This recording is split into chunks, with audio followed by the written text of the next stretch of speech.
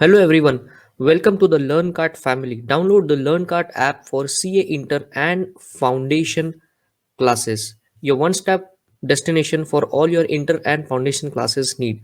Now let me take you to a tour of the app. जब आप app को open करेंगे तो ये है आपका ऐप का interface. This is the home screen. As you can see, you can watch free videos as well. Click on the area where the arrow is showing and you can watch the free videos as well. This is the next part. अगर आपको products by करने हैं तो आप app के नीचे home screen के नीचे आपको टास्क बार दिखेगा जहां पर स्टोर का आपको ऑप्शन दिखेगा. And the next part is this option. This is the store front where you will find all the products and if you scroll up you will find some more products.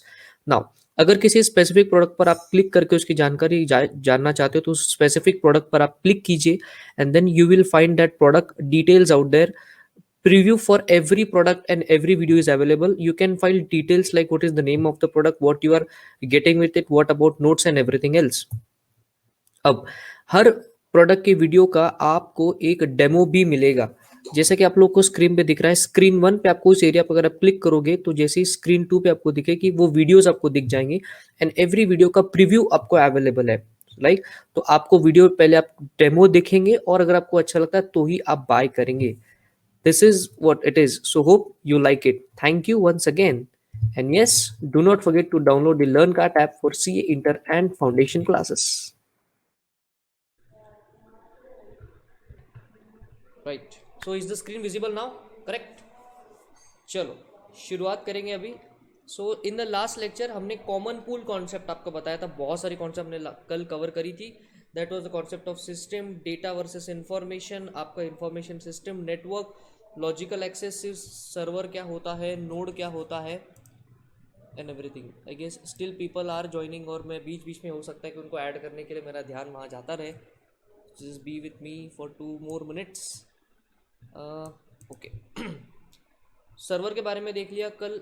Risk के बारे में भी हमने देख लिया कि risk मतलब threat जब वल्नरेबिलिटी के साथ मिल जाता है तो आपका रिस्क जो है वो मटेरियलाइज हो जाती है. और रिस्क मटेरियलाइजेशन का मतलब क्या था कि जिसका मुझे डर था वही बात हो गई. मतलब what were you fearing for, अब वो रियलिटी कन्वर्ट हो चुका है तो वो रिस्क है आपके लिए.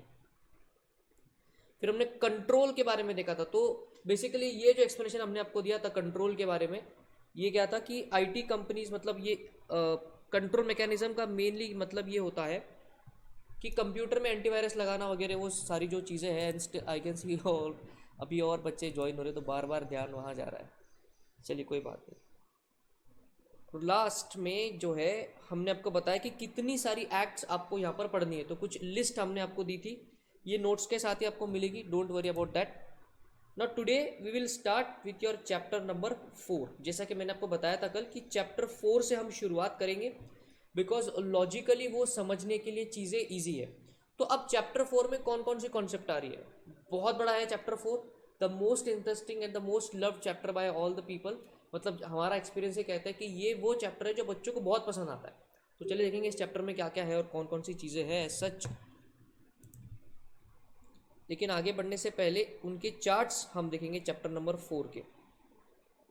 ये देखिए चैप्टर नंबर 2 है ये, और ये आ गया नीचे chapter number 4.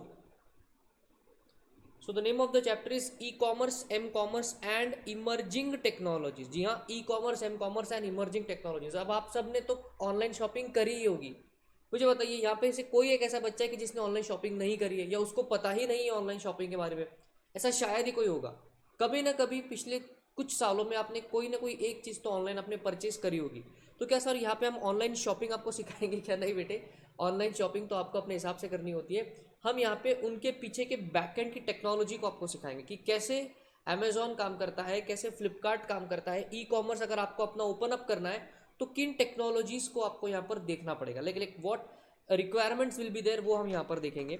So first part अगर आप देख रहे हो चैप्टर का, that talks about e commerce and m commerce. उसके बाद हमको देखना है components of e commerce. E commerce में कितने कंपोनेंट्स आ रहे हैं. User, e commerce vendor, technology infrastructure, web portal and the payment gateway. ध्यान देना, ये सिर्फ मैं चैप्टर का ओवरव्यू अभी दे रहा हूँ, अभी सिखाना चालू नहीं किया. मैंने कल बताया था कि हम क्या करेंगे, पहले जंगल को नापेंगे. Like will just see what is the bird's eye view, कितना बड़ा ये चैप्टर है, कौन कौन सी कॉन्सेप्ट है, इसमें कितने आंसर्स आ रहे हैं, और फिर उसके हिसाब से हम लोग आगे बढ़ेंगे. तो हमने देखेंगे कि सबसे पहले हम लोग चैप्टर के पार्ट में देखेंगे कि ई कॉमर्स एम कॉमर्स का मतलब क्या होता है. ट्रेडिशनल कॉमर्स वर्सेस ई कॉमर्स, ई कॉमर्स का बेनिफिट क्या है, उसकी डिसएडवांटेजेस क्या है, कौन कौन से टाइप के बिजनेस मॉडल होते हैं ई कॉमर्स में, वो आपका ये फर्स्ट पार्ट में कवर होगा। उसके बाद आएगा टेक्निकल पार्ट की ई कॉमर्स में कौन कौन से पार्ट इंपॉर्टेंट आते हैं। तो यहाँ पर हमको देखना है कि यूजर्स क्या होते हैं, ई कॉमर्स वेंडर का मतलब क्या होता है, technology infrastructure in e commerce, web portal and payment gateway. उसके बाद थोड़ा सा टेक्निकल और होता चला जाएगा चैप्टर, फिर बताएंगे कि architecture of network used in e commerce, कौन कौन से टाइप का नेटवर्क सिस्टम को इस्तेमाल करते हैं। अगर आपको याद है तो कल के कॉमन पूल कॉन्सेप्ट में हमने आपको नेटवर्क का मीनिंग समझाया था। नेटवर्क का मतलब होता है कनेक्शन, राइट। सो कौन से टाइप का कनेक्शन का आर्किटेक्चर या ई कॉमर्स वाले यूज करते हैं, इसके लिए हम पहले दो टाइप के नेटवर्क स्ट्रक्चर देखने वाला है। एक है 2 टियर आर्किटेक्चर और आपका अगला है 3 टियर आर्किटेक्चर। उसके बाद ई कॉमर्स वाले कौन सा यूज करते हैं and the rest will follow. उसके बाद risk and control in e commerce, risk क्या होती है, कंट्रोल क्या होता है, ये बेसिक आइडिया हमने आपको कॉमन पूल कॉन्सेप्ट में सिखाया।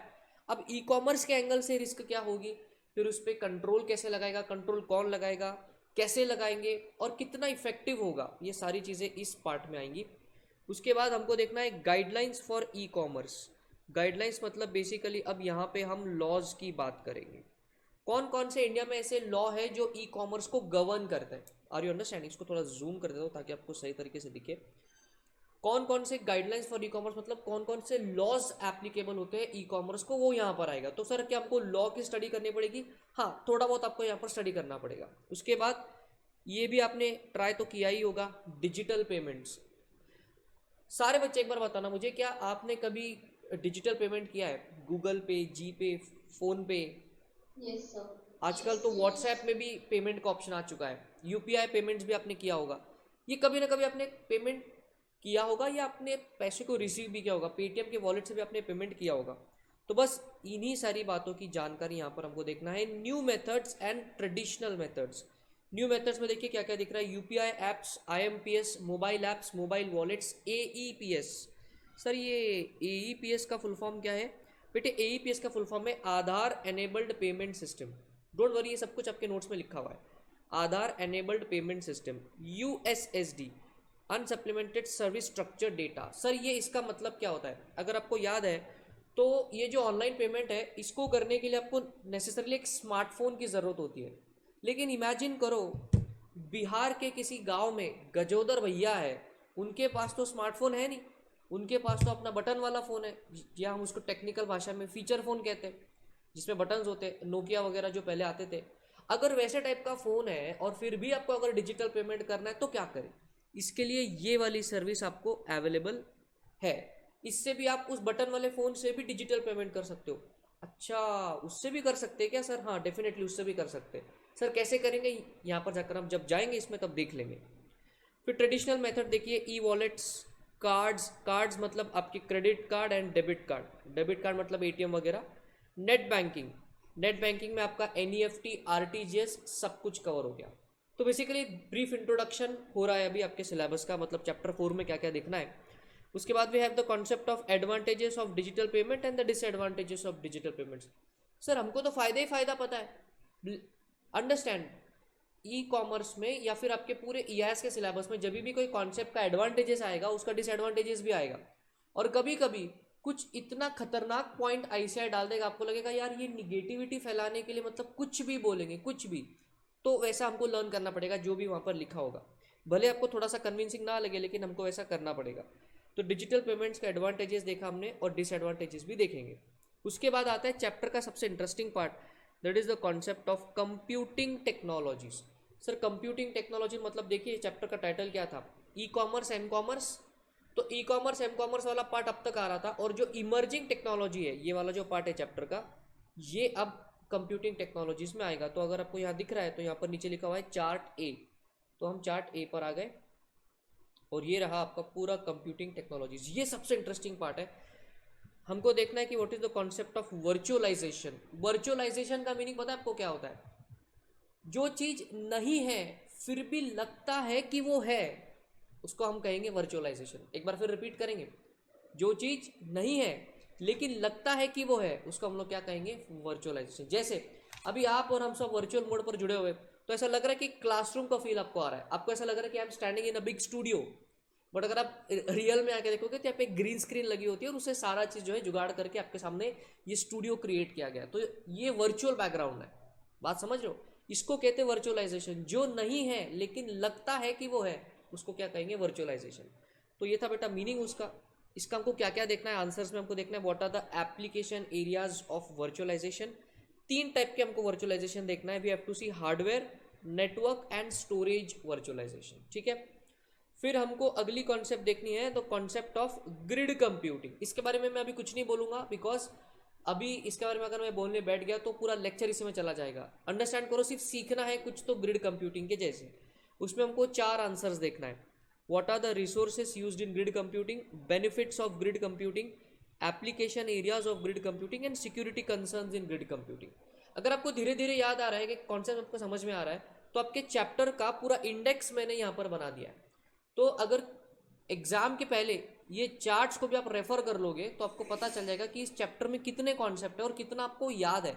जो याद है वो आपको देखने की जरूरत नहीं है, जो याद है बस उतना जाके देखो, इससे आपकी रिवीजन बहुत फास्ट होती है। Then we have the concept of cloud computing. Sir cloud computing में क्या क्या देखना है? चार्ट बी में जब जाएंगे तब देख लेंगे। And this is the concept जहां से हम आपके सिलेबस की शुरुआत करेंगे। सबसे पहला कॉन्सेप्ट जो आपको सिखाया जाएगा that would be the concept of cloud computing. पहले आगे बढ़ेंगे, देन हम बात करेंगे मोबाइल कंप्यूटिंग की। मोबाइल कंप्यूटिंग में how does a mobile computing works, what are the components and what are the benefits and limitations of mobile computing. ये 3 answer mobile computing में हमको देखना है। उसके बाद अगला कॉन्सेप्ट देखो, बहुत सारे छोटे छोटे छोटे छोटे बहुत सारे कॉन्सेप्ट है। BYOD, bring your own device. सवारी अपने सामान की खुद जिम्मेदार है, ये डायलॉग यहाँ पे एप्लीकेबल होता है। ब्रिंग योर ओन डिवाइस, देखो नाम में लिखा हुआ उसके, तो वो क्या है अभी नहीं समझाऊंगा मैं, थोड़ा सा सस्पेंस बनाए रखने में मजा आता है। अभी सिर्फ समझेंगे कि कितने आंसर्स हमको करना है। हम लोग देखेंगे what is the concept of BYOD, what are the benefits of BYOD and what are the threats involve in BYOD। ये है आपके एडवांटेजेस और ये है आपके डिसएडवांटेजेस। कभी कभी क्या होता है, इंस्टीट्यूट जो है वो शब्दों का खेल आपके साथ खेलेगा। मतलब यहाँ पर लिखा हुआ थ्रेट्स और एग्जाम में डाल देंगे what are the disadvantages of BYOD। बच्चा बोलता है अरे यार ये तो पढ़ा ही नहीं, मतलब ये तो आउट ऑफ सिलेबस क्वेश्चन आ गया। बेटा ऐसा नहीं होता। और 3 ऐसे शब्द है जो इंस्टीट्यूट इसके साथ बहुत फेर बदल करता है, वो मैं आपको बता देता हूँ। देखिए यहाँ पर characteristics, characteristics, features, characteristics, features, attributes और अगला वर्ड है प्रॉपर्टीज। अगर इन 4 वर्ड्स का आप डिक्शनरी मीनिंग देखो तो ये बहुत अलग है, लेकिन अपने ICI के लिए स्पेसिफिकली EIS में इन सब का मीनिंग सेम है। मतलब आपके साथ कैसा बताऊँ, खेल खेला जाता है। आपको जब नोट्स ये ICI ने बनाए उनमें वो लिखेंगे what are the characteristics of cloud computing, और एग्जाम में क्वेश्चन डालेंगे लिखो what are the attributes of cloud computing. Answer is same, सिर्फ क्वेश्चन में शब्द को बदल दिया है। इसे कहते हैं क्वेश्चन इंटरप्रिटेशन स्किल पर काम करना। तो जहां भी ऐसे एरियाज है मैं आपको बता दूंगा, जैसे हम सिलेबस में आगे बढ़ेंगे आपको बता देंगे कि ये वर्ड का ये ऐसा वर्ड भी आ सकता है एग्जामिनेशन में, तो ये आप लिख लो। Characteristics, features, attributes and properties, इन सबका मीनिंग सेम है। लिटरल वर्ल्ड में ये अलग है, बट ICI के EIS के सिलेबस में इन सबका मीनिंग सेम है। प्रॉपर्टीज पूछा वही आंसर, एट्रीब्यूट्स पूछा वही आंसर, कैरेक्टरिस्टिक्स, फीचर, सब कुछ आंसर इससे। तो कंफ्यूज नहीं होना है आपने, ठीक है। उसके बाद हमको देखना है the concept of internet of things.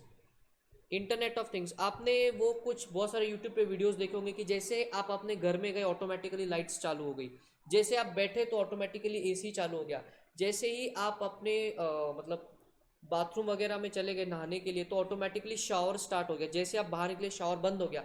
ये होम ऑटोमेशन कैसे होता है, हाउ डज दैट हैपन्स, ये कैसे ऑटोमेटिकली होती है?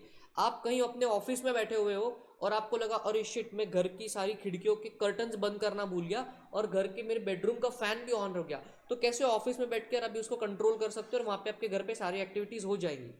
ये सारी चीज़ें IoT में हम सीखेंगे।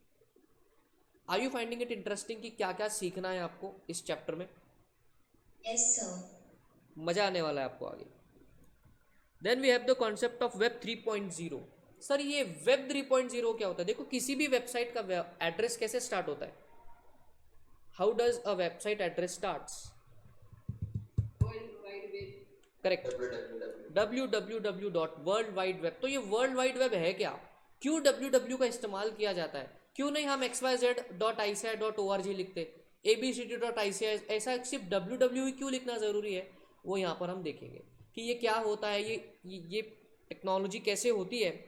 तो what is this and what are the components of web 3.0, वो भी हमको देखना है। उसके बाद में ये बहुत ही फैंसी सा कॉन्सेप्ट है artificial intelligence.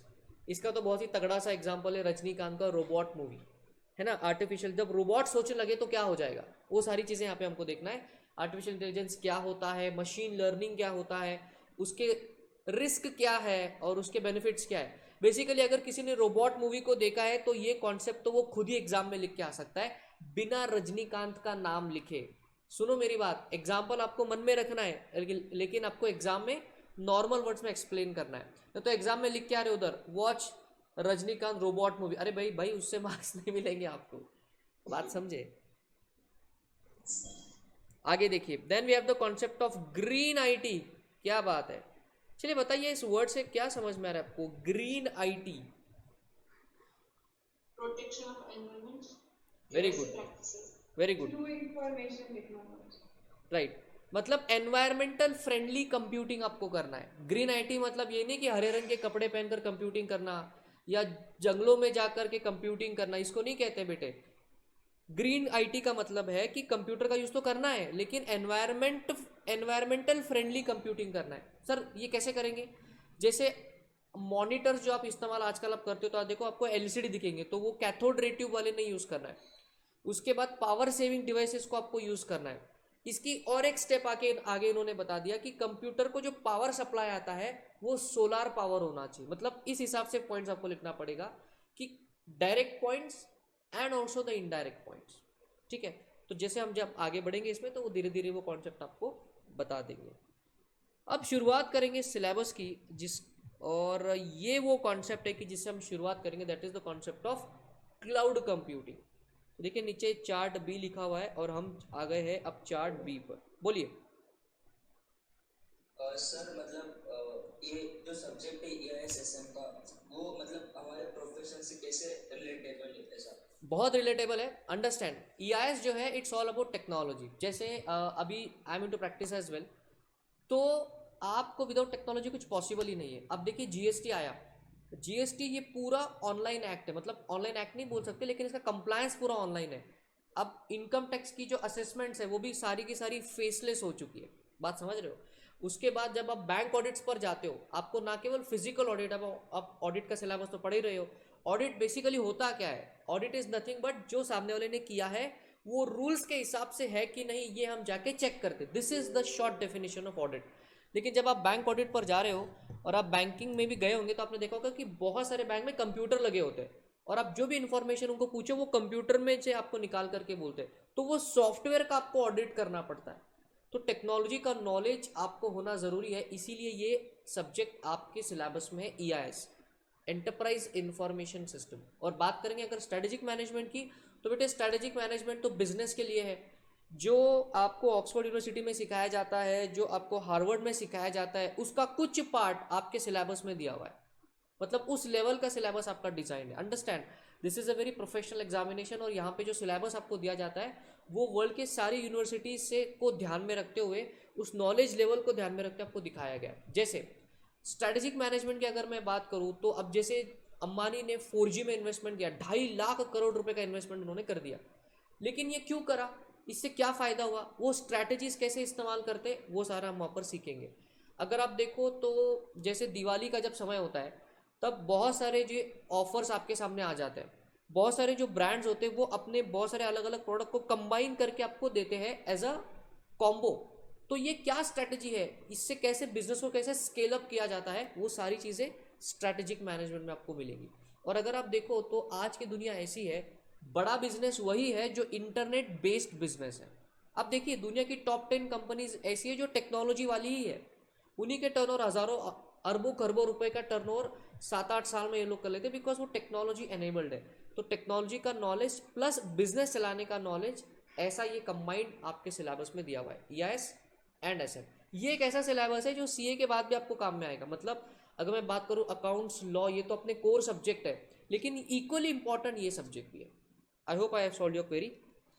Now will go to the concept of cloud computing.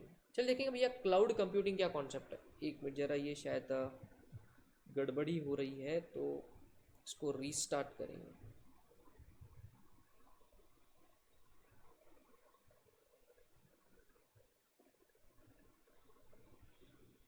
Cloud computing की बात करेंगे और उसी से आपके सिलेबस की शुरुआत करेंगे। लेकिन क्लाउड कंप्यूटिंग में हमको कितना पार्ट देखना है, पहले ये भी देख लेंगे हम कि what all answers we have to see in cloud computing.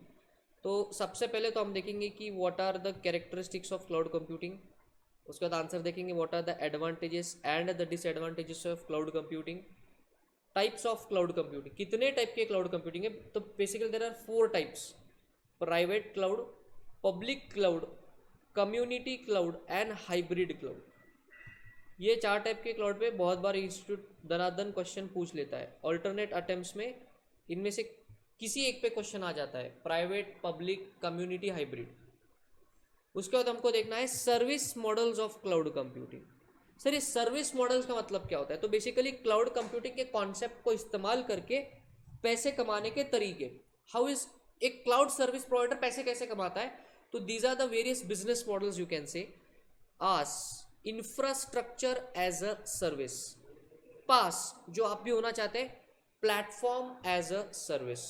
उसके बाद सास है सॉफ्टवेयर एज अ सर्विस, और फिर अदर मॉडल्स भी है नीचे, communication as a service, data as a service, security as a service and identity as a service. अब एक और चीज़ आपके सिलेबस में अब ऐड हो चुकी है, वो मैं आपको यहाँ बता देता हूँ। यहाँ पर अब एक और आंसर आईसीएआई ने ऐड कर दिया है और वो है पर्टिनेंट लिमिटेशंस, पर्टिनेंट इश्यूज, या कह लो ऐसे pertinent issues of cloud computing,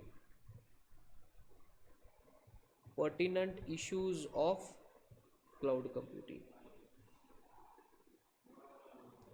तो इतना है क्लाउड कंप्यूटिंग का कॉन्सेप्ट। इतने सारे आंसर्स हमको एक साथ करने हैं और फिर आपका क्लाउड कंप्यूटिंग का कॉन्सेप्ट खत्म होगा। डोंट वरी, ईआईएस का सिलेबस में आपके टोटल 5 चैप्टर्स है और एसएम में टोटल 8 है, लेकिन ईआईएस में केवल नंबर कम है लेकिन कंटेंट सिलेबस का बड़ा है।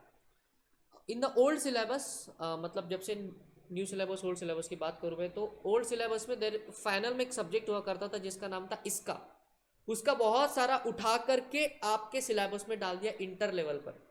हम मानते हैं कि थोड़ा सा आईसीएआई ने आपके साथ थोड़ा सा ज़्यादा आपको सिलेबस में काफ़ी टेक्निकल चीज़ें दे दी है, लेकिन मैं बता रहा हूँ आपको, अगर आप इंटरेस्ट से सीखोगे तो बहुत आपको मज़ा आएगा।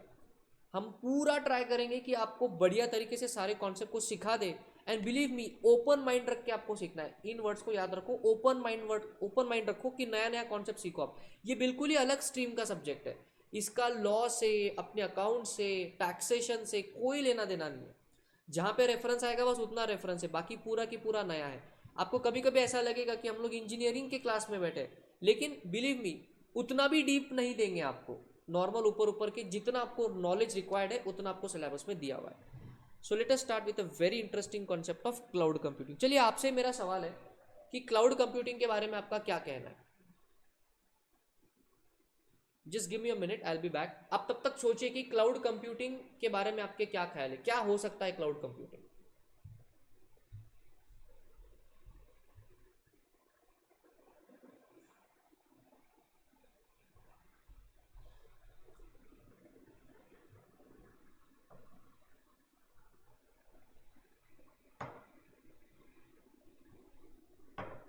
यस, एनी आइडिया कि क्लाउड कंप्यूटिंग क्या हो सकता है?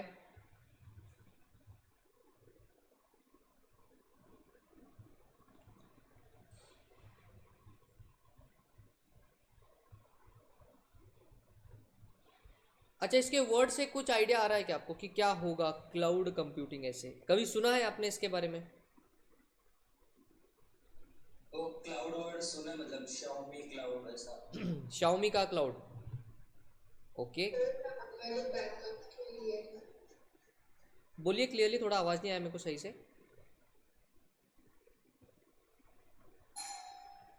सर ऐसा वर्चुअल साइबर स्पेस जिधर डेटा स्टोर रह सकता है उसको okay, cloud- very good. Virtual cyber space जहाँ पर डेटा स्टोर हो सकता है। जरा इस इमेज को देखिए और अब अपने थॉट्स को जरा सा शार्प कीजिए आप कि क्या हो सकता है क्लाउड कंप्यूटिंग। फिर मैं आपको बताऊंगा कि क्या होता है क्लाउड कंप्यूटिंग। अब एक बच्चे ने बोला कि एक वर्चुअल स्पेस जहाँ पर डेटा स्टोर होता है, एक बच्चे ने बोला कि हमने शाओमी क्लाउड का कहीं पर नाम सुना है। आप एग्जाम्पल भी दे सकते हो, ऐसा नहीं कि मतलब बताना, आप एग्जाम्पल भी दे सकते हो। जूम क्लाउड जूम का क्लाउड, ओके। और मतलब एक ऐसी प्लेस जहाँ पे सबके डेटा स्टोर होते हैं बट अलग अलग रहते हैं। अच्छा, एक ऐसी प्लेस जहाँ पर डेटा स्टोर होता है लेकिन अलग अलग रहता है। ओके, मैं आपकी बात समझ गया, काफ़ी इंटरेस्टिंग से आंसर आ रहे हैं। और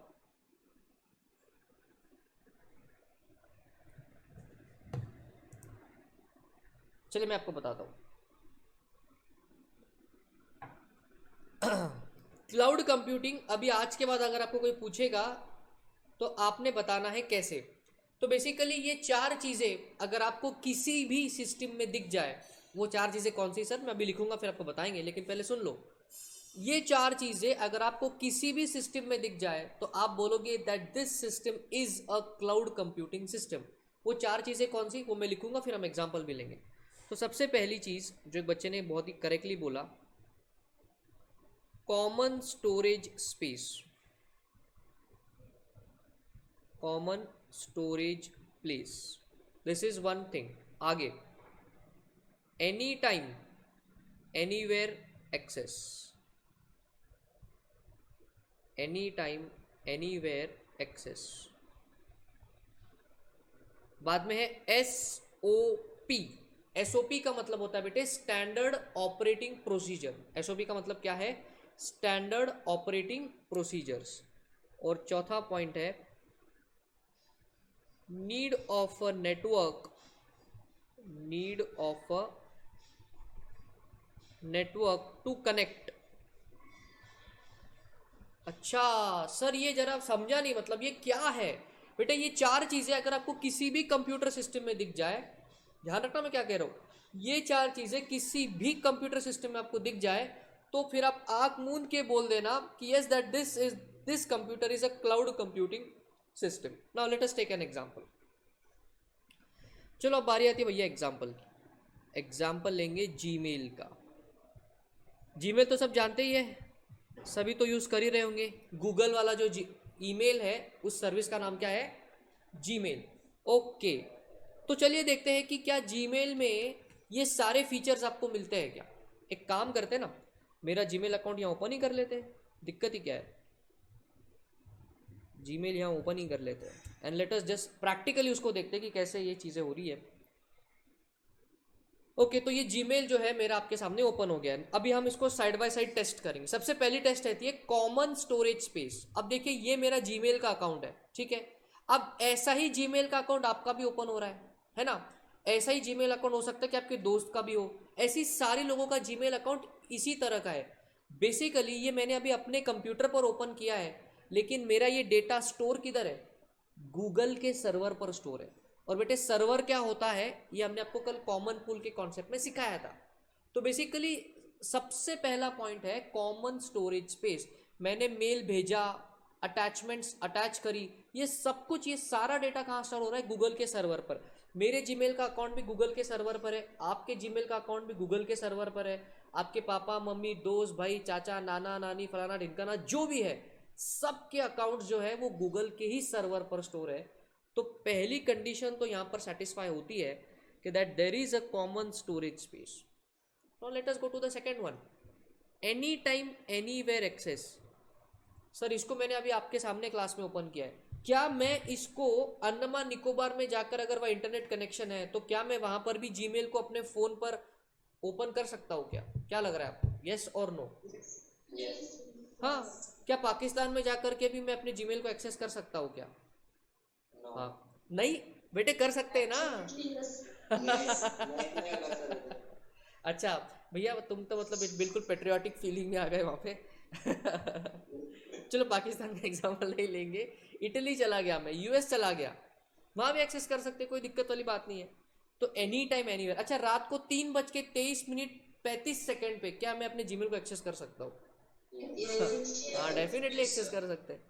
तो वही वाली बात है, एनी टाइम एनीवेयर एक्सेस की बात है। SOP, standard operating procedure. अच्छा, चलिए आपके प्रैक्टिकल करेंगे। मुझे अगर किसी को मेल लिखना है तो क्या प्रोसेस है? मुझे जो पता है वो ये है कि मुझे कंपोज पर क्लिक करना है और फिर यहाँ पर मुझे अभी किसको मेल भेजे, चलिए मेरे दोस्त को मेल करते, केदार सर को मेल करेंगे। किसको करे, चलो मेरे सिस्टर को ही मेल करते हैं, उनको तंग करने में मेरे को मज़ा आता है। तो यहाँ बोलेंगे फालतू टेस्ट मेल, ये सब्जेक्ट लिखा मैंने और यहाँ पर लिखा हाय, और ये मैंने कर दिया यहाँ पर सेंड। अब ये मेल सेंड हो गया। अब मुझे चेक करना है कि सेंट मेल कैसे चेक करूँ, तो यहाँ पर जाकर मैं सेंड पर क्लिक करूँगा और यहाँ पर मुझे दिख जाएगा कि ये मैंने मेल उसको सेंड किया हुआ है। अब मुझे बताइए, ये मैंने जो मेल भेजने की और उसको भेजा हुआ मेल चेक करने की जो प्रोसेस मेरे अकाउंट में है, क्या यही सेम आपके भी अकाउंट में ऐसा ही होता है? हाँ या ना? या आपके अकाउंट में कुछ अलग होता है? मतलब ऐसा ही होता है आपके अकाउंट में भी? इसी को कहते हैं स्टैंडर्ड ऑपरेटिंग प्रोसीजर, कि क्लाउड को ऑपरेट करने की जो प्रोसेस है वो मेरे लिए भी स्टैंडर्ड है और आपके लिए भी स्टैंडर्ड है। अरे हमारी छोड़ो, मोदी जी, डोनाल्ड ट्रंप, जो बाइडन, इन सब को भी अगर जीमेल यूज करना है तो ऐसे ही यूज करना पड़ेगा। तो थर्ड कंडीशन भी सेटिस्फाई होती है, स्टैंडर्ड ऑपरेटिंग प्रोसीजर, मतलब यूज करने का प्रोसेस सबके लिए सेम है। और fourth point, need of a network to connect. अच्छा, अब अगर आप मेरे यहाँ पर वाईफाई को देखो तो मैंने यहाँ पर आई बैटन का वाईफाई लिया हुआ है, यहाँ से मेरे को इंटरनेट कनेक्शन आ रहा है और इसीलिए मैं जीमेल को कनेक्ट कर पा रहा हूँ। अगर मेरे मोबाइल में इंटरनेट नहीं है, मेरे लैपटॉप में इंटरनेट नहीं है, तो क्या मैं जीमेल को कनेक्ट कर पाऊंगा? Answer is no. तो you need a network to connect, because cloud computing का सबसे बेसिक यही है कि वो मशीन आपसे कहीं दूर है। गूगल का सर्वर अपने इंडिया में नहीं है, नासिक में तो है ही नहीं, दिल्ली में भी नहीं है, यूएस में है। बात समझ रहे हो? यूएस में है, तो भी यूएस यहाँ से तो कितना दूर है, तो आपको एक नेटवर्क के थ्रू वहाँ पर कनेक्ट होना होता है। And that is the fourth condition that has to be satisfied, that you need a network to connect. Ideally that network is internet. मैं बोल रहा हूँ आइडियली, नॉट कंपल्सरीली। कभी कभी आप अपना प्राइवेट नेटवर्क भी बना सकते हो, but ideally that network is internet. तो अगर ये चार चीज आपको किसी भी आईटी सिस्टम में दिख जाए तो आप बोल देना कि वो आईटी सिस्टम क्या है, क्लाउड कंप्यूटिंग है। चलिए अगला एग्जांपल लेते हैं और आप बताना वो क्लाउड कंप्यूटिंग है या नहीं है। तो ये था जीमेल का example. Instagram,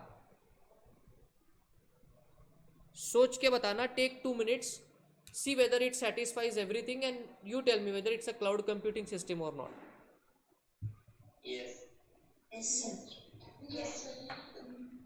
it is cloud computing system. Okay. अच्छा, किसी बच्चों को डाउट है कि इंस्टाग्राम क्लाउड नहीं है करके? उसके बाद अपने आईसीआई के पास चलते, ICAI.org। ये क्या क्लाउड कंप्यूटिंग है क्या? जरा देख के बताना।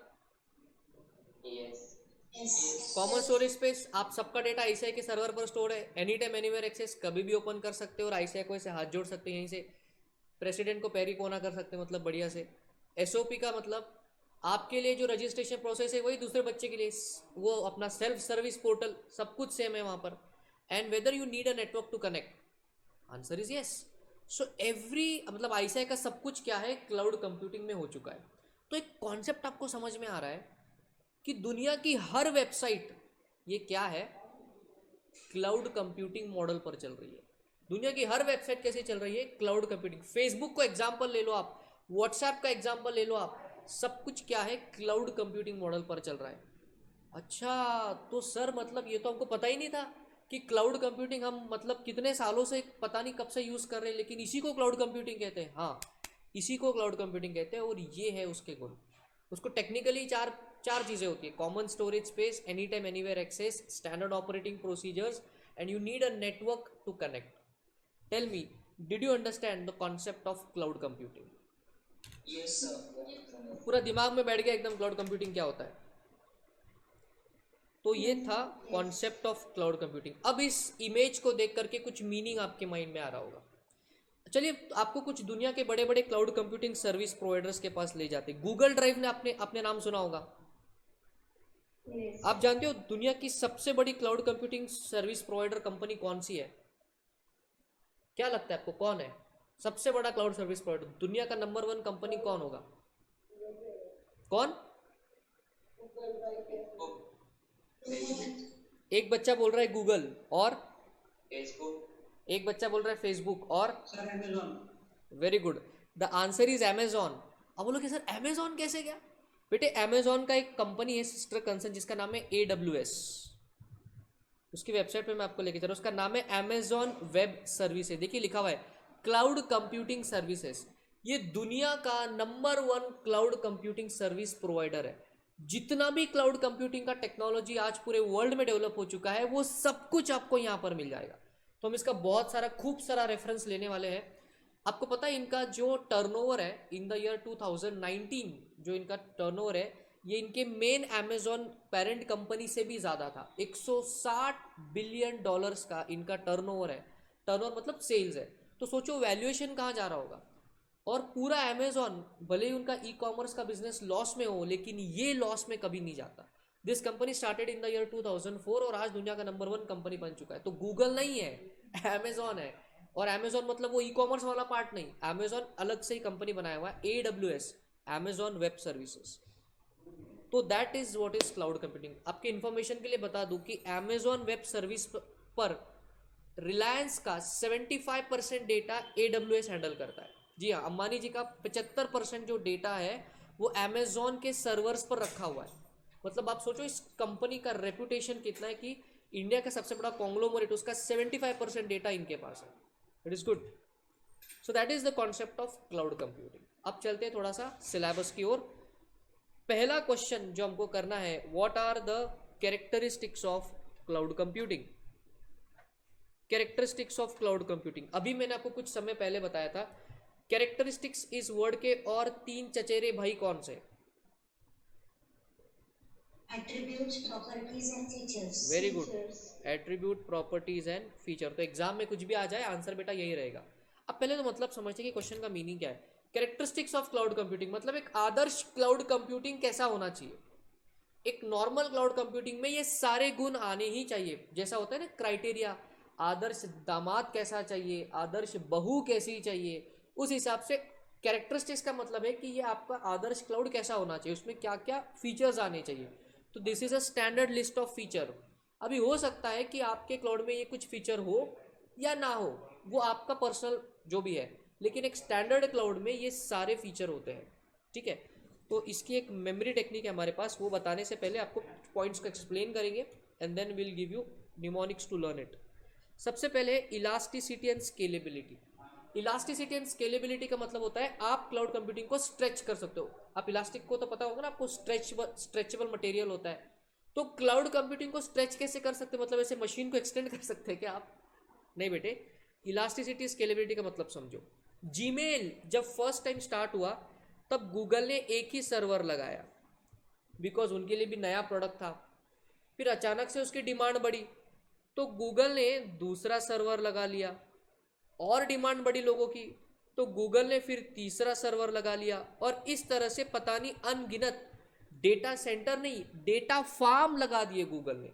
मतलब आज गूगल के पास लाखों सर्वर्स लगे हुए हैं जो सिर्फ जीमेल के लिए डेडिकेटेड है। तो इलास्टिसिटी एंड स्केलेबिलिटी का ये मतलब है कि जितने आप में पैसे खर्च करने की ताकत है उतना आप सर्वर्स लगा के क्लाउड अपने सर्विस को एक्सपांड कर सकते हो। इलास्टिसिटी एंड स्केलेबिलिटी का मतलब होता है एक्सपांड करना। तो क्लाउड सर्विस प्रोवाइडर उसको एक्सपांड कर सकता है, राइट। जीमेल ने एक सर्वर से शुरुआत करी थी, बट आज तो पूरी दुनिया में करोड़ों लोग जीमेल को इस्तेमाल कर रहे हैं। तो एक सर्वर से थोड़ी काम चलेगा, उनको लाखों सर्वर लगाने पड़े। तो क्या उन्होंने अपने सर्विस को एक्सपांड कर दिया? Answer is yes. So that is that feature of elasticity and scalability. अगला पॉइंट है पे पर यूज। ओह, अब बात आ गई भैया पेमेंट की। पे पर यूज। अच्छा मुझे बताइए, आप में से जिन भी बच्चों का जीमेल का अकाउंट है, क्या आपने जीमेल को यूज करने के लिए कभी पैसा पे किया है क्या? नो क्यों नहीं करा आपने? अभी आपको कभी ऐसे मन में नहीं आया कि यार वो इतना सर्विस दे रहा है, उसको थोड़ा पेमेंट भी करना चाहिए? आप बोले सर हमको फ्री में मिल रहा है, मतलब मजे ले रहे हैं हम, तो कोई पेमेंट करने की जरूरत ही नहीं है। क्यों नहीं किया आपने पेमेंट? कुछ कभी मन में सवाल आया आपके? तो बेसिक फ्री प्लान है। हाँ, चलो एक बच्चा तो अवेयर है, वो बच्चा कह रहा है कि सर बेसिक फ्री प्लान है, उसके बाद अगर आपको ज़्यादा स्टोरेज चाहिए तो गूगल आपसे पैसा लेगा। चलिए आपको बताते हैं मैं जो बातें कर रहा हूँ वो क्या है। आज क्या करना, जब आप क्लास एंड हो जाए तो अपने घर जाना, अपने जीमेल को ओपन करना, और मैं आपको एक्सपांड करके दिखा रहा हूँ यहाँ पे, और आपके जीमेल के ना नीचे के हिस्से में चले जाना। मैं स्क्रॉल करके नीचे जा रहा हूँ, यहाँ पर। ओहो, कैसे दिखाए इसको?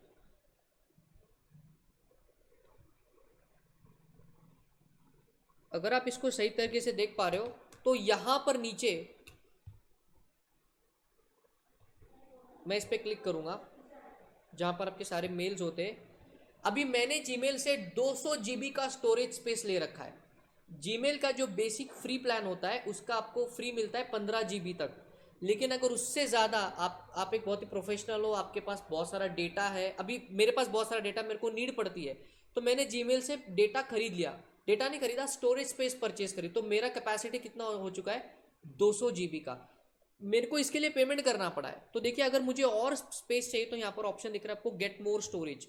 तो जैसे मैं इस पर क्लिक करूंगा, इन्होंने पैसे मांगने की शुरुआत कर दी। 200 GB का प्राइस है कि कितना है? 2100 रुपये पर ईयर। और अगर मेरे को 2 TB का स्टोरेज चाहिए तो इसका प्राइसिंग कैसा है? 650 रुपीज़ पर मंथ। तो जितना यूज़ करोगे उसके हिसाब से आपको पेमेंट करना है। ये रिक्शा के मीटर के जैसा है, जितनी रिक्शा चलेगी उतना का आपको पेमेंट करना है। That is the concept of pay पर यूज़। तो अगर आप कोई क्लाउड यूज़ कर रहे हो और अगर वो फ्री है तो बेटा वो उनका बिजनेस मॉडल है। आप बोलोगे सर हमने व्हाट्सएप के लिए कभी पेमेंट नहीं करा, फेसबुक के लिए कभी पेमेंट नहीं करा, इंस्टाग्राम के लिए कभी पेमेंट नहीं करा। बेटे इंस्टाग्राम पे उनका बिजनेस मॉडल अलग है, लेकिन कॉन्सेप्ट तो यही है। अगर इंस्टाग्राम में आपको प्रोफेशनल वाला आपका डैशबोर्ड चाहिए, आपको एडवर्टीजमेंट करना है, प्रमोट करना है अपने पोस्ट को, तो पैसा पेमेंट करना पड़ेगा। That is the concept of pay per use. Are you understanding the points? Yes sir. Very good. Then we have the concept of on demand. मैं आपको ये सारे पॉइंट्स लर्न कराने का बहुत ही अच्छे से लास्ट में बता दूंगा ट्रिक, डोंट वरी, ये आराम से लर्न हो जाएगा। ऑन डिमांड, बेटा ये ऑन डिमांड का मतलब क्या होता है? सर ऑन डिमांड का ये मतलब है जब आपको सर्विस चाहिए तब वो सर्विस उधर अवेलेबल है। मतलब देखिए अगर किसी को जीमेल अकाउंट आज ओपन करना है, शुभ मुहूर्त है, आपको जीमेल अकाउंट ओपन करना है, कोई बात नहीं, आप यहाँ जाइए, आपको जब सर्विस चाहिए वो अवेलेबल है। ऐड अनदर अकाउंट में मैं चला गया, नीचे चला गया, use another account, create account for my self. जैसे ही मैंने ये किया, ये क्लाउड मेरे सामने ओपन हो गया और वो बोल रहा है अकाउंट बनाओ, यूज करना स्टार्ट करो और जिंदगी के मजे ले लो। बहुत ही सिंपल सी बात है। This is the concept of on demand. जैसे ही आपको सर्विस चाहिए, जब भी आपने डिमांड किया, वो सर्विस आपको अवेलेबल है। या कभी आपके सामने ऐसा हुआ है, आप फेसबुक पर गए और आपको बोल रहा है फेसबुक सॉरी यार रात को 12 से 6 अपनी छुट्टी है, कल सुबह आना 6 बजे के बाद। ऐसा कभी हुआ है आपके साथ या नहीं हुआ है? नहीं हुआ है। सर फेसबुक और इंस्टाग्राम तो रात में ही देखते हैं, 12 बजे के बाद तो आपका दिन शुरुआत होता है। नेटफ्लिक्स, अमेजॉन प्राइम भी आपने देखा होगा, वो भी क्लाउड सर्विस प्रोवाइडर है। तो ऑन डिमांड सर्विस है, जब आपको चाहिए, जैसा आपको चाहिए, वो सर्विस उसी समय आपको अवेलेबल हो जाएगी और उसके लिए आपको कोई भी एक्स्ट्रा चीज़ करने की ज़रूरत नहीं है। That is the concept of on demand service. अच्छा, अभी आपके सामने मैंने देखो गूगल का ये लिया था, आपको बताया। अब अगर मुझे इमीडिएटली 2 TB में कन्वर्ट करना है तो मैं यहाँ पर क्लिक करूँगा, करंट प्लान वो मुझे बता रहा है, मैं नीचे जाकर इसको एक्सपांड भी कर सकता हूँ, मोर ऑप्शंस, 30 TB। मेरे को अगर ये पेमेंट करना है तो I can do that as well, और इमीडिएटली मेरे अकाउंट में 30 TB का स्टोरेज ऐड हो जाएगा। This is the concept of on demand service. देखो आप रेस्टोरेंट में जाते हो, आप रेस्टोरेंट में जाके खाना ऑर्डर करते हो, तो खाना ऑर्डर करने में और आने में टाइम लगता है, यस और नो? Tell me.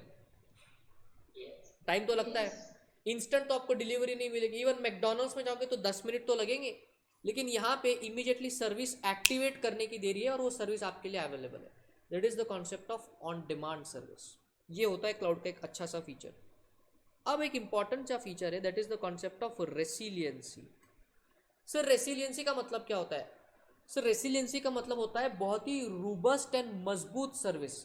कभी भी आपको सर्वर डाउन नहीं मिलेगा, अच्छी कंपनीज का तो नहीं मिलेगा। जीमेल में मैं इतनी बार लॉगिन हर बैच में मैं जीमेल में लॉगिन करता हूँ, मुझे आज तक एक भी टेक्निकल ग्लिच नहीं आया। फेसबुक आप रोज सुबह चलाते हो और शाम में चलाते हो, दोपहर में चला रहे हो, इंस्टाग्राम चला रहे हो, कभी कोई टेक्निकल ग्लिच आया क्या? बहुत ही रेयर होता है। 0.000.1% का भी प्रोबेबिलिटी से भी कम होगा कि उनका कभी सर्वर डाउन हुआ है। आपने कभी ऐसा सुना है कि गूगल क्रैश हो गया, गूगल का सर्च इंजन क्रैश हुआ? कभी न्यूज़ में आपने ऐसा सुना है? बिल्कुल नहीं। ऐसा क्यों नहीं होता? बिकॉज रेसिलियंसी का फीचर है, मतलब मजबूत सर्विस बनाई हुई है। बात को समझे नहीं समझे? जब कभी भी आप किसी भी क्लाउड को एक्सेस कर रहे हो, अब इतनी बड़ी कंपनी है ये, इसका रेपुटेशन इतना है कि अंबानी जी का 75% डेटा इनके पास है, तो सर्विस भी उस लेवल की होनी चाहिए ना। तो रेसिलियंसी का मतलब होता है रोबस्ट सर्विस, मजबूत सर्विस। नॉर्मली आपको डाउन टाइम देखने नहीं मिलेगा। अगर कोई सर्वर डाउन भी हो जाता है तो सर्विस प्रोवाइडर के पास दूसरा ऑल्टरनेटिव सर्वर है जहां पर डेटा को शिफ्ट कर कर आपको सर्विस दे देंगे। मतलब देखिए आपके सामने मैंने जीमेल का ये ड्राइंग ड्रॉ करा था, जहां पर एक एग्जांपल ले लो, आपका अकाउंट इस सर्वर पर है और ये सर्वर जीमेल का क्रैश हो गया, आपको पता भी नहीं चलेगा, आपका डेटा इमीडिएटली इस सर्वर पर चला जाएगा और आपको यहां से सर्विस दी जाएगी। ये होता है रेसिलियंसी का सर्विस, ऑटोमेटिक शिफ्ट हो जाता है, पता भी नहीं चलेगा आपको। क्यों? क्योंकि उस लेवल का सर्विस आपको प्रोवाइड करना पड़ेगा, और अगर आप नहीं प्रोवाइड कर सकते तो क्लाउड का बिजनेस मत करिए फिर आप। That is the concept of resiliency. Multi tenancy. Sir what is the concept of multi tenancy? मुझे बताइए, जीमेल मोबाइल में चल सकता है क्या? यस। डेस्कटॉप पे चलता है क्या? यस। हाँ डेफिनेटली चलता है। लैपटॉप पे चलेगा? हाँ चलेगा। टैबलेट पे चलेगा? हाँ चलेगा। तो मल्टी टेनेंसी का ये डायग्राम ही आपके सामने है। मल्टी डिवाइस सपोर्ट, किसी भी टाइप का डिवाइस होने दो, आपका क्लाउड वहां से एक्सेसिबल हो जाएगा। जरा देखिए उस इमेज को, टैबलेट है, फैबलेट है, स्मार्टफोन है, लैपटॉप है, ब्लैकबेरी का फोन दिख रहा है और उधर उस साइड पे आपको डेस्कटॉप दिखाई दे रहा है। तो मल्टी डिवाइस सपोर्ट आपको मिलता है। ऐसा नहीं है कि सिर्फ डेस्कटॉप पे ही ओपन होगा। Simple concept of multi tenancy. Then workload movement. Workload movement मतलब क्या? वो फिर से जीमेल पे जाएंगे हम। यहां पर ये बहुत सारे सर्वर्स है, ABCD, पता नहीं पूरे 26 अल्फाबेट खत्म होने के बाद भी इनके सर्वर के नंबर खत्म नहीं होंगे। वर्कलोड मूवमेंट का मतलब है जब ये सर्वर फुल हो जाता है तो अभी जैसे मैंने थोड़ी देर पहले बताया, ऑटोमेटिकली डेटा यहाँ पर शिफ्ट हो जाएगा। जब ये इसी कैपेसिटी फुल होगी, ऑटोमेटिकली डेटा यहाँ पर शिफ्ट हो जाएगा। ये फुल होगा तो ऑटोमेटिकली ये शिफ्ट हो जाएगा। सर ये कौन शिफ्टिंग करता है? There is a software called as cloud management software. Sir ये हैंडल कौन करता है? ये क्लाउड सर्विस प्रोवाइडर, हमारे एग्जांपल में वो गूगल है। Cloud service, cloud management software, इसमें इंस्ट्रक्शंस को प्रोग्राम किया जाता है ताकि जब कोई सर्वर फुल हो जाता है तो ऑटोमेटिकली लोड एक सर्वर से दूसरे पे, दूसरे से तीसरे पे एंड सो ऑन, ताकि टेक्निकल ग्लिच का पता ना चले। ऐसा नहीं हो कि सर्वर फुल हो गए और अब अभी भी लोगों की रिक्वेस्ट आ रही है तो हम उसको एंटरटेन नहीं कर पाए। जैसे वैक्सीनेशन का हो रहा है कि इतनी डिमांड है मार्केट में कोरोना के वैक्सीन की, लेकिन वैक्सीनेशन का ही शॉर्टेज है। ऐसा क्लाउड कंप्यूटिंग में नहीं होगा। ऑटोमेटिकली वर्कलोड मैनेजमेंट वहां पर सॉफ्टवेयर खुद ही कर लेता है, राइट। अब इमेजिन करो फेसबुक के पास कितना सारा डेटा है। पूरी दुनिया भर में there are close to 7 billion people who are living on planet Earth. उसपे से लगभग 1 से 1.5-2 बिलियन लोग फेसबुक पर उनके अकाउंट्स हैं और रोज का पता नहीं कितना डेटा उस पर अपलोड हो रहा है। यूट्यूब पर रोज कितने वीडियोस अपलोड हो रहे हैं। तो ये डेटा मैनेजमेंट कैसे पॉसिबल है? इसी वर्कलोड मैनेजमेंट के फीचर से। और लास्ट है wide range of network access, wide range of network access capacities. Sir इसका क्या मतलब है? जरा देखिए यहाँ पर, इसको समझने के लिए आपको थोड़ा सा रीडिंग करवाएंगे। Resources are available to customers through a network and can be access from different devices such as desktop computers, mobile phone, smartphones, tablet devices. तो बेसिकली ये मल्टी टेनेंसी का ही एक्सटेंशन उन्होंने दिया है कि नेटवर्क आपको लगेगा एक्सेस करने के लिए। क्या यही वाली बात हमने ओरिजिनल फीचर जब आपको बताए थे तब बताई थी? You need a network to connect and that ideally that network is a internet. Sir आप ऐसा क्यों बोल रहे हो कि आइडियली इंटरनेट, कंपलसरी इंटरनेट क्यों नहीं बोल रहे हो? बेटे हो सकता है ना कि कोई ऑर्गेनाइजेशन का अपना एक अलग उन्होंने नेटवर्क लगाया हो और फिर वो भी कहीं से भी एक्सेसिबल हो, तो वैसा भी होता है। आपको एक एग्जांपल देता हूँ, आपने इस बैंक का नाम सुना होगा, syndicate bank. Yes. Syndicate bank जो है, ये इनका जो सीबीएस का सॉफ्टवेयर है, मतलब बैंक का जो सॉफ्टवेयर है, इनका हेड ऑफिस है किधर? साउथ इंडिया में, लेकिन इनका सर्वर साउथ इंडिया में है। लेकिन आपके नासिक सिटी में, हमारे धुलिया सिटी में, बाकी सारी जितनी भी सिटीज़ है वहाँ पर सिंडिकेट बैंक की ब्रांचेस है। तो वहाँ के एम्प्लॉयज़ उनके सर्वर को एक्सेस कर रहे हैं, लेकिन वो इंटरनेट का यूज़ नहीं कर रहे, उन्होंने अपना प्राइवेट इंट्रानेट लगाया हुआ है, but that is a network. इसलिए मैं बोल रहा हूँ आइडियली इंटरनेट होता है, कंपलसरी इंटरनेट नहीं होता। कभी कभी आप अपना प्राइवेट नेटवर्क भी यूज़ कर सकते हो, that is not a problem. तो ये थे answer related to the question what are the characteristics of cloud computing. अब आते हैं मेन पॉइंट पे कि इसको याद कैसे करें। मतलब तो एक मेमोरी टेक्निक आपके लिए मैं लिखूंगा एंड आई विल रिकमेंड कि आप मेरे साथ में उसको लिखते जाइए और हम उन पॉइंट्स को फिर इन पॉइंट के साथ कनेक्ट करेंगे। तो यहाँ पर मैं एम्प्टी मेमोरी टेक्निक लिख रहा हूँ, आप भी मेरे साथ लिख सकते हो। Public relationship officer, public relationship officer,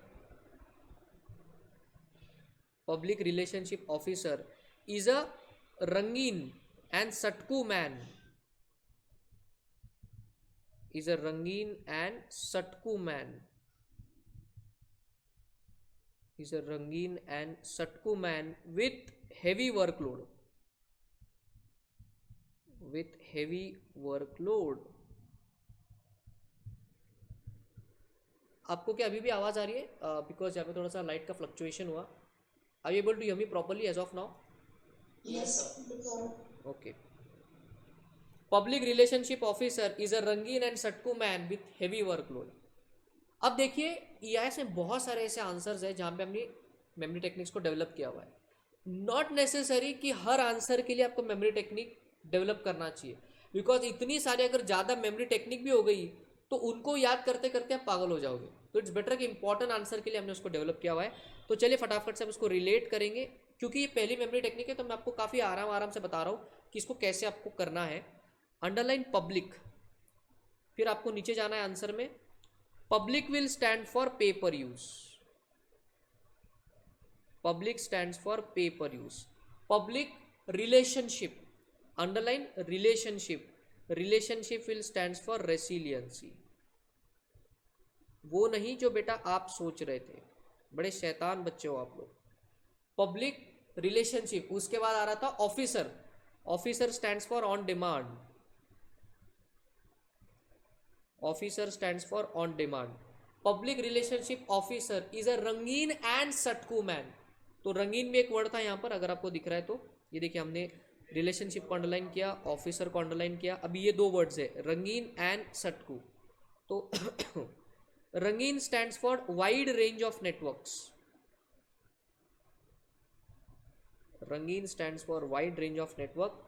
सटकू जिसका ऊपर का स्क्रू ढीला है, सटकू का मतलब है इलास्टिसिटी एंड स्केलेबिलिटी। फिर अभी दो ही वर्ड्स बच गए मेमोरी टेक्निक से, एक है मैन और एक है वर्कलोड। तो मैन कहाँ पे फिट हो जाएगा? मल्टी टेनेंसी पर फिट हो जाएगा एंड वर्कलोड यहाँ पर फिट हो जाएगा, कुछ इस हिसाब से।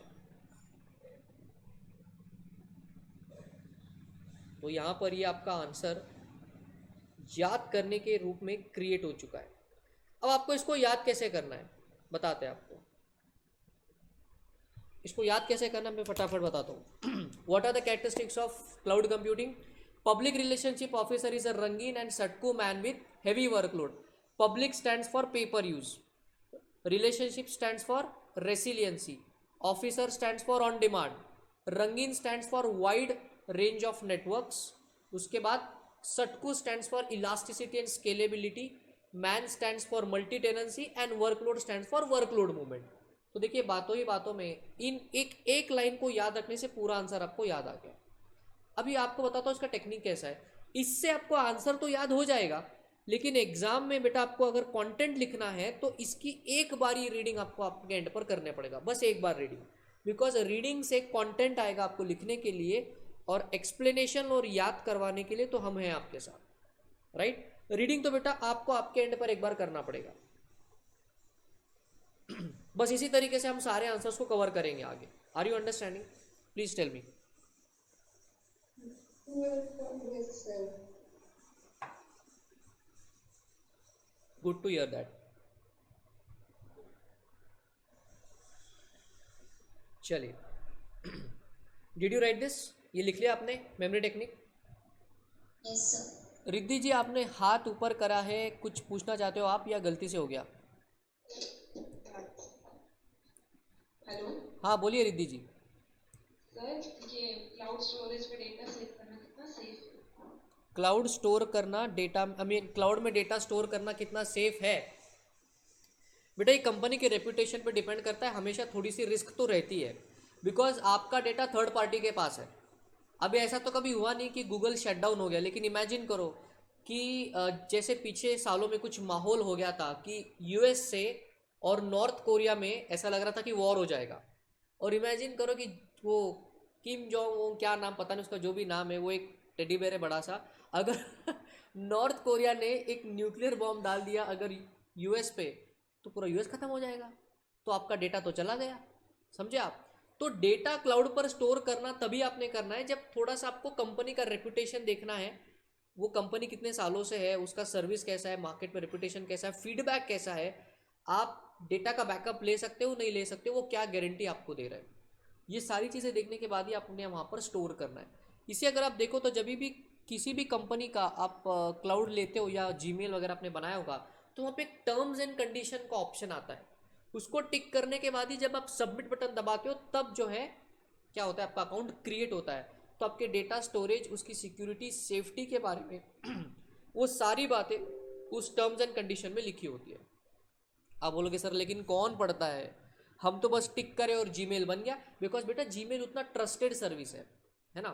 इमेजिन करो आईसीआई अपना अगर ईमेल निकालेगा, आपको लगता है पूरे दुनिया भर के लोग इस पर ईमेल बना लेंगे? जितना गूगल का गुडविल है उतना आईसीआई का क्लाउड सर्विस उतना बढ़िया हो पाएगा क्या? होना तो चाहिए बट नहीं होगा, बिकॉज वो टेक्नोलॉजिकली एडवांस कंपनी है, अपना आईसीआई का फोकस अलग है। तो आपको ये डिपेंड करता है कि किसकी सर्विस आप ले रहे हो। सर इंडिया में कौन सा क्लाउड है? आपके नासिक सिटी में ही बेटा ESDS सॉफ्टवेयर। कौन सा सर? ESDS सॉफ्टवेयर कंपनी है, आपके नासिक में ही है, जो कि काफ़ी ज़्यादा फेमस है। वो उसके पूरे 90 कंट्रीज़ में क्लाइंट है।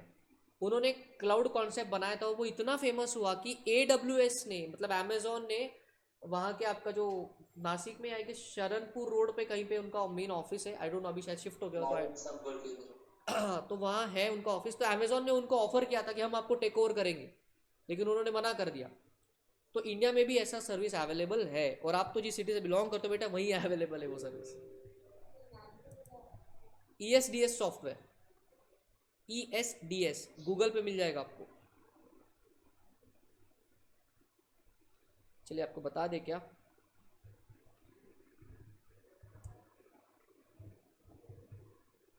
ये देखिए दिख रहा है ESDS software solutions private limited, Nashik Maharashtra, यहीं पर वो अवेलेबल है। उसका एड्रेस क्या दिख रहा है यहाँ पर, इंडस्ट्रियल एरिया में चला गया शायद अभी। ये देखिए ये एड्रेस उसका सातपुर MIDC में है ये। तो इनका भी बहुत अच्छा क्लाउड का सर्विस है, तो अगर आप चाहो तो वहाँ भी ले सकते हो। लेकिन अभी उनकी क्या प्राइसिंग है और क्या नहीं वो I don't know what is that. चलिए advantages and disadvantages of cloud पे बढ़ने से पहले हम आगे चलेंगे टाइप्स ऑफ क्लाउड कंप्यूटिंग में। What are the various types of cloud?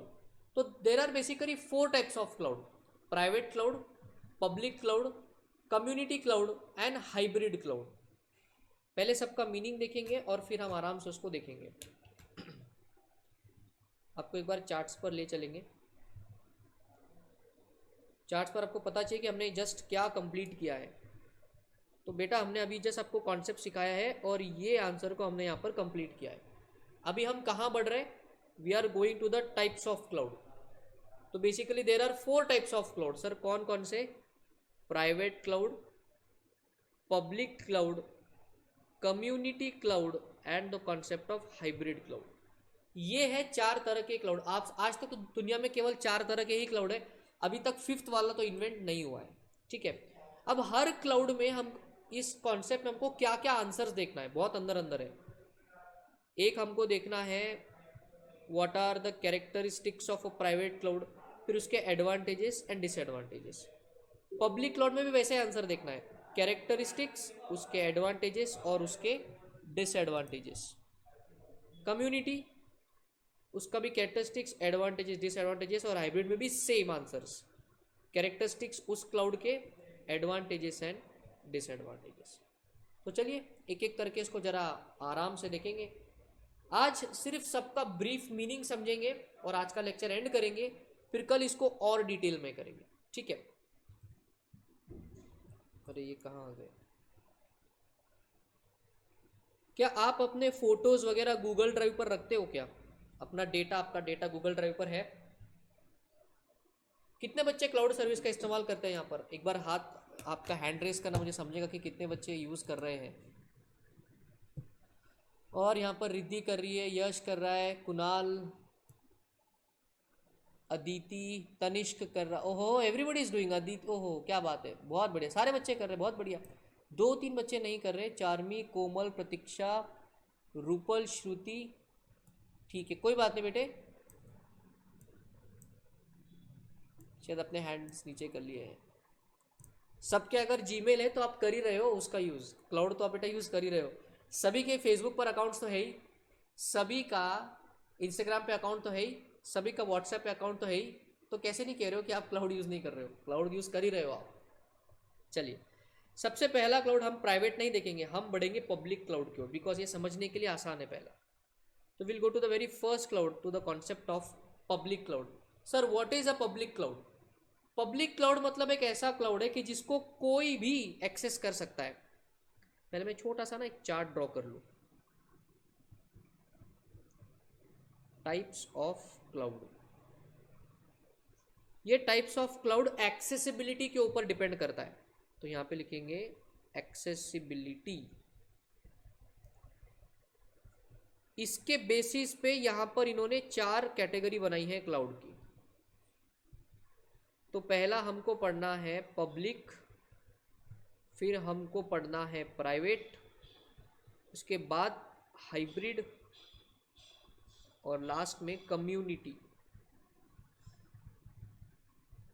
So let us for now focus on public cloud.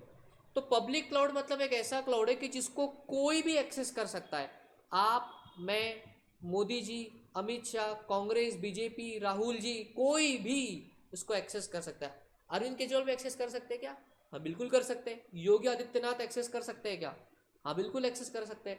तो सर ऐसा क्लाउड जिसको कोई भी बच्चा, बूढ़ा, जवान, कोई ऐसा रिस्ट्रिक्शन नहीं है, वो उसको अगर एक्सेस कर पा रहा है, उसकी सर्विसेज को यूज कर पा रहा है, तो ऐसे क्लाउड को हम लोग क्या बोलेंगे?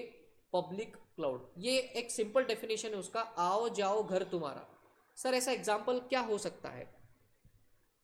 मुझे बताइए, जीमेल कोई भी यूज कर सकता है क्या? Yes. तो Gmail becomes a public cloud. उसके बाद गूगल ड्राइव, हाँ ये भी हो सकता है. आपके गूगल का प्ले स्टोर, एंड्रॉयड वाले प्ले स्टोर और आईफोन वाले का आपका अलग होगा ऐप स्टोर. उसके बाद में AWS, Amazon वेब सर्विसेज, इनमें से कुछ फ्री है कुछ पेड है, लेकिन क्या हम यूज कर सकते हैं? Answer is yes. Amazon web services को पर मैं आपको लेकर गया ही था. यहाँ पर देखिए बहुत सारा है, इनके प्राइसिंग मॉडल भी दिया हुआ है. लर्न अबाउट प्राइसिंग वगैरह जिस पे हम क्लिक करेंगे तो हमको पता चलेगा कि इनकी प्राइसिंग का पॉलिसी कैसा है इस हिसाब से. तो बेसिकली ये क्या है, ये क्लाउड को क्या मैं एक्सेस कर पा रहा हूँ, और अगर मैंने इनको पैसा दिया, मैंने इनको पेमेंट किया, तो ये अपना सर्वर मुझे रेंट पर दे देंगे और मैं इनके सर्विसेज को यूज करूंगा. तो AWS also becomes a public cloud. इतना सिंपल एक्सप्लेनेशन है. पब्लिक क्लाउड मतलब वो क्लाउड जिसको कोई भी एक्सेस कर सकता है, कोई रिस्ट्रिक्शन नहीं है. That cloud is called as a public cloud. मैंने बताया आज सिर्फ आपको मीनिंग बताएंगे, फिर कल आगे के आंसर्स करेंगे. अगला क्या होगा बताना लॉजिकली, प्राइवेट क्लाउड कैसा होगा फिर? कोई कोई लोग ही एक्सेस कर सकते हैं, सारे लोग, स्पेसिफिक लोग। इसके नाम में लिखा हुआ है प्राइवेट, मतलब ये क्लाउड मैंने खुद बनाया और इसका एक्सेस सिर्फ मुझे एंड मेरे ऑर्गेनाइजेशन के लोगों को है। जैसे मैंने सिंडिकेट बैंक का एग्जांपल लिया, तो सिंडिकेट बैंक ने अपना प्राइवेट क्लाउड बनाया हुआ है, उनका एक्सेस सिर्फ सिंडिकेट बैंक के लोगों को है और उनके हेड ऑफिस को है। आप जाकर के उनके क्लाउड को एक्सेस नहीं कर सकते। आप जाके अगर उनका आईपी एड्रेस से इंटरनेट का कनेक्शन मिल भी गया, सिर्फ उनके सर्वर को आप एक्सेस नहीं कर पाओगे। सो सिंडिकेट बैंक ने अपना क्या बनाया हुआ है? Private cloud. एक्सेस कैसा है? क्लोज्ड है, प्राइवेट है, पब्लिक के लिए वो ओपन नहीं है। So that is the concept of private cloud. तो यहाँ पर हम एग्जाम्पल के लिए लिख लेंगे, अरे एग्जाम्पल है सिंडिकेट बैंक।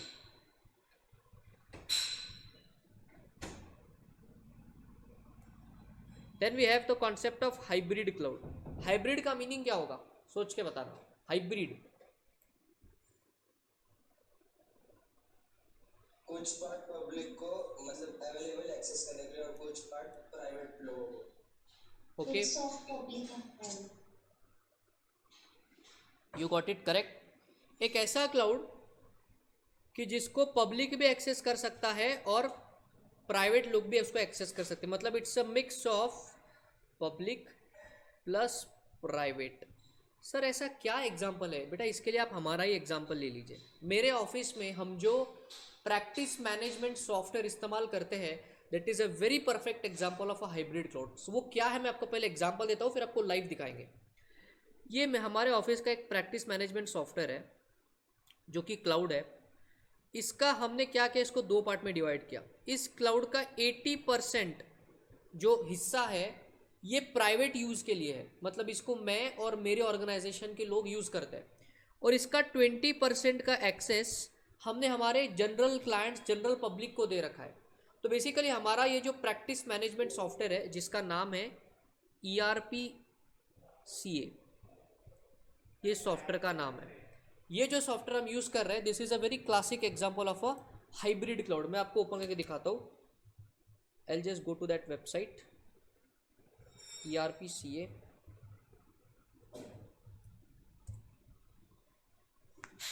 ये क्लाउड है तो कहीं से भी एक्सेस हो सकता है, तो आपके सामने है। तो यहाँ पर हम ईमेल आईडी डालेंगे बढ़िया तरीके से।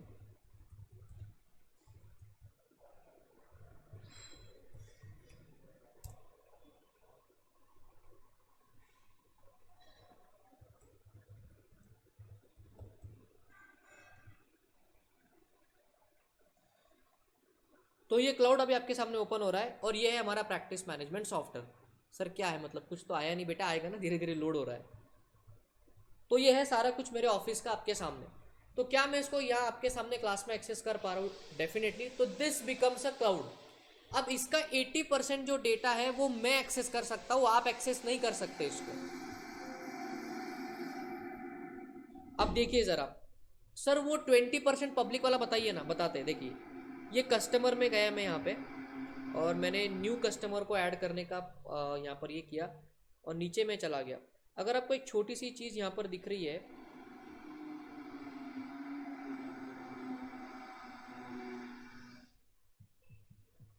यहाँ पर कुछ आपको दिख रहा है, send login credential to customer email, ये दिख रहा है आपको मेनू यहाँ पर। Yes. तो जैसे ही मैं हमारे सिस्टम में किसी नए क्लाइंट को ऐड करूंगा और उसको एक लॉगिन आईडी पासवर्ड बनाकर मैं दे दूंगा, तो मतलब उसको मैंने अपने क्लाउड में एक्सेस दे दिया। अब वो जो मेरा क्लाइंट है, he is not a part of my private organization, वो तो बाहर का व्यक्ति है, थर्ड पर्सन है, तो वो पब्लिक माना जाएगा। और क्योंकि उसको अगर मैंने यहाँ से ऑप्शन टिक कर दिया, तो वो यहाँ पर आकर क्या सकता है, मेरे क्लाउड के डेटा को वो एक्सेस कर सकता है। तो जैसा कि मैंने आपको पीछे बताया था, 80% ऑफ दैट डेटा मैंने अपने और अपने क्लाइंट हमारे ऑफिस स्टाफ के लिए उसको एक्सेसिबल रखा हुआ है, और 20% ही क्लाइंट्स को हमने क्या दिया हुआ है, ओपन एक्सेस दिया हुआ है, ताकि वो चाहे तो अपने डेटा को वहाँ से उसको एक्सेस कर सकते हैं। So this ERP-CA is a very practical and a classic example of hybrid cloud. ये लाइव है आपके सामने, आप चाहो तो एग्जाम्पल के तौर पे इसको लिख लो, हाइब्रिड क्लाउड ERP-CA। यहाँ पर कुछ पार्ट पब्लिक एक्सेस है और कुछ पार्ट प्राइवेट एक्सेस है। अब बोलोगे सर ये परसेंटेज हमेशा स्टैंडर्डाइज रहता है क्या? नहीं, इट डिपेंड्स। अभी हमारे ऑर्गेनाइजेशन में हमने पॉलिसी बनाई थी 80% 20%, हो सकता है कि कोई 50-50 बना दे, कोई 60-40 बना दे, तो ये डिपेंड करेगा, वो आपको वैसे प्रोग्रामिंग वाले को बोलना पड़ेगा भैया ऐसा करके दे हमको, ये कस्टमाइज करना पड़ता है। तो hybrid cloud is a cloud जहाँ पर पब्लिक और प्राइवेट दोनों के फीचर्स आपको मिलेंगे। अब बात करेंगे भाई कम्युनिटी क्लाउड, जो आज का हमारा लास्ट कॉन्सेप्ट है। सोच के बताना कम्युनिटी क्लाउड का मतलब क्या होगा, एनी आइडिया कि सर ये होता है कम्युनिटी क्लाउड? एक पर्टिकुलर क्लास ऑफ पीपल ही एक्सेस ले सकते हैं उसका। अच्छा, ये accessible है। फ्रीली? किसने कुछ कहा अभी? आवाज ब्रेक हो गई बीच में। दीक्षा आप कुछ बोलना चाहते हो?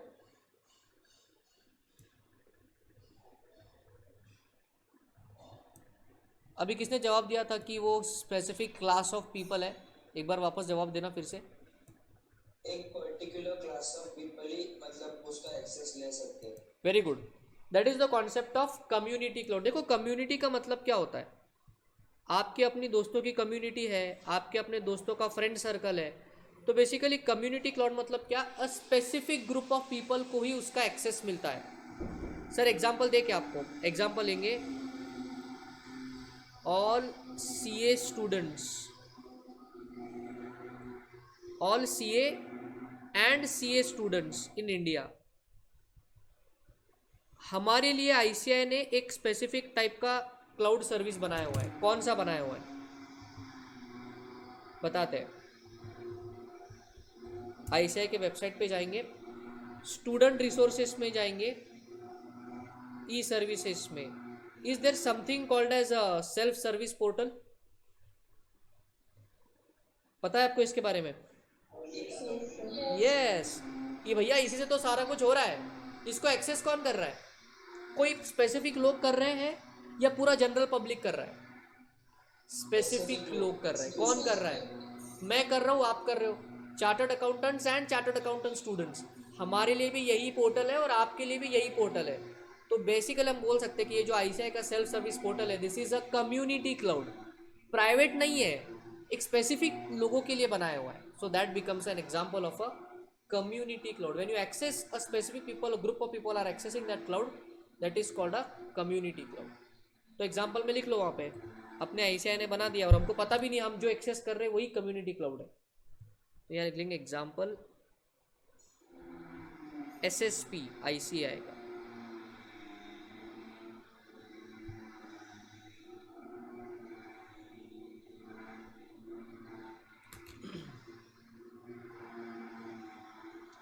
So that was the concept of 4 types of cloud: public cloud, private cloud, hybrid cloud and community cloud.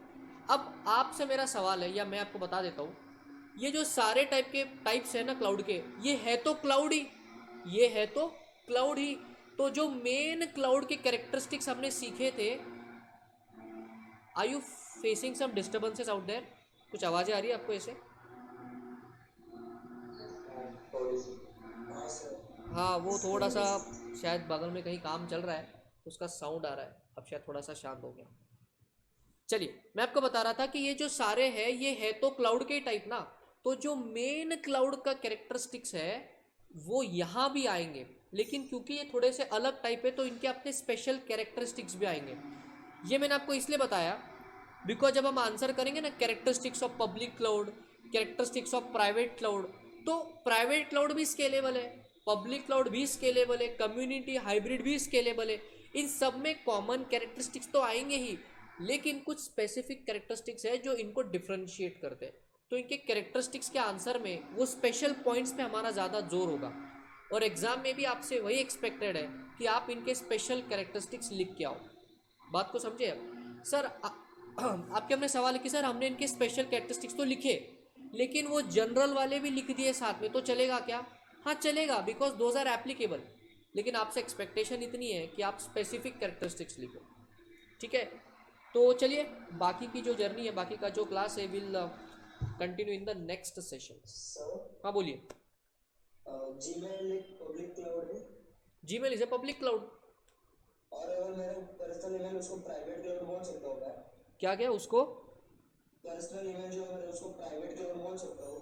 तुम्हारा पर्सनल अकाउंट को? हाँ। नहीं ना बेटा, जीमेल को तो हर कोई एक्सेस कर सकता है, कोई रिस्ट्रिक्शन थोड़ी है।